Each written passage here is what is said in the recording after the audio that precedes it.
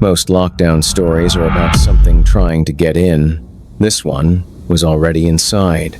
This story was sent in by someone I'll call Daniel, who was working as a substitute teacher in 2021. It was only his third week at a middle school, so he didn't really know the students, just names on an attendance sheet.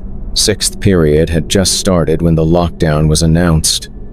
There was no panic, no confusion. The students just moved. They turned off the lights, locked the door, and covered the window in seconds, then sat down and went completely silent.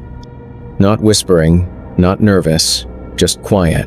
Daniel said that part felt off. To stay focused, he decided to take attendance something normal, something routine. He counted the students first. There were 24. Then he checked the sheet. 23 names. He paused, thinking he made a mistake, so he counted again. Still 24. At that point, he assumed he misread something, so he started calling names quietly. One by one, each student raised their hand. 23 names, 23 hands. But there was still one extra person sitting in the room. Daniel stopped and looked around more carefully. Every student was sitting still, looking down, avoiding eye contact. He asked quietly, "Did I miss someone?" No one responded. No one even looked up. He asked again, "Who didn't answer?" That's when a girl near the back slowly shook her head, not like she didn't know, but like she didn't want him to ask. Daniel said that's when he started to feel uncomfortable. He tried counting faces again, but something didn't make sense. He couldn't figure out who the extra student was. They all looked normal. Nothing stood out.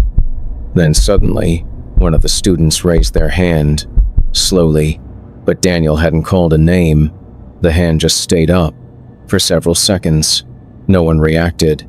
No one moved. Then another hand went up, and then another, and another, until almost half the class had their hands raised. Daniel said he didn't say anything after that. He just stood there, trying to understand what he was looking at. About 12 minutes later, the lockdown ended. The lights came back on. Everything went back to normal.